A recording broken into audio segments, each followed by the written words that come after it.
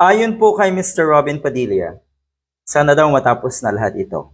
Nagkaroon siya bigla ng realization na yun palang pag-archive ng impeachment case ni Sara Duterte ay hindi katulad or hindi totally dismissed ang kaso dahil pwede daw buhayin yun. Doon siya medyo nanlumo na buhay pa pala daw ang kaso.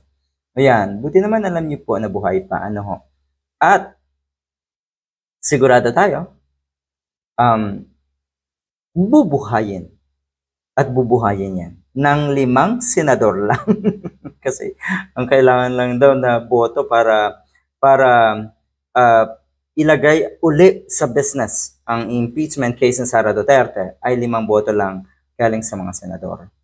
Sana daw matapos na ito, katulad ng sinasabi ni Bongo at ni Bato na move on na daw tayo. At kalimutan lahat ito. Kasi ang sabi niya, harapin na daw natin ang tunay na problema ng bayan.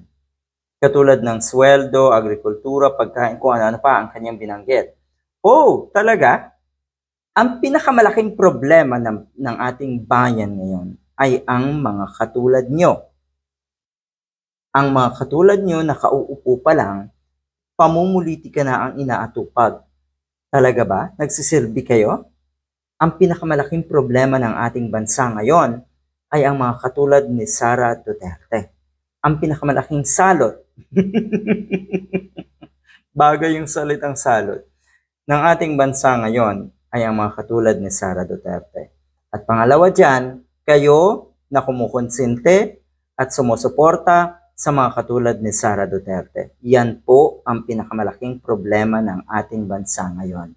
Kaya diyan, hindi man masyadong sensational yung mga issues, iba pang issues, pero kasi ito ang pinakamalaking problema ng bansa natin ngayon.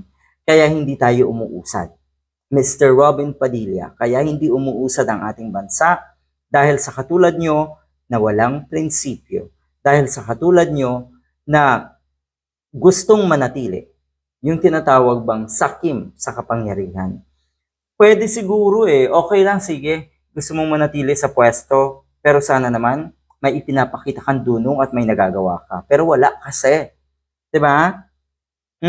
Ayan, mga senators kayo ng mga Duterte. Ako'y nalulungkot, sabi niya, napunta tayo sa archive.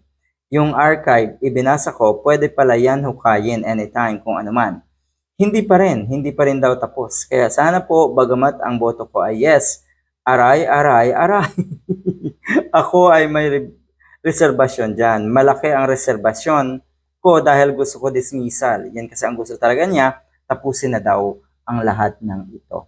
Wala itong katapusan dahil sa dami niyo pang dapat parusahan.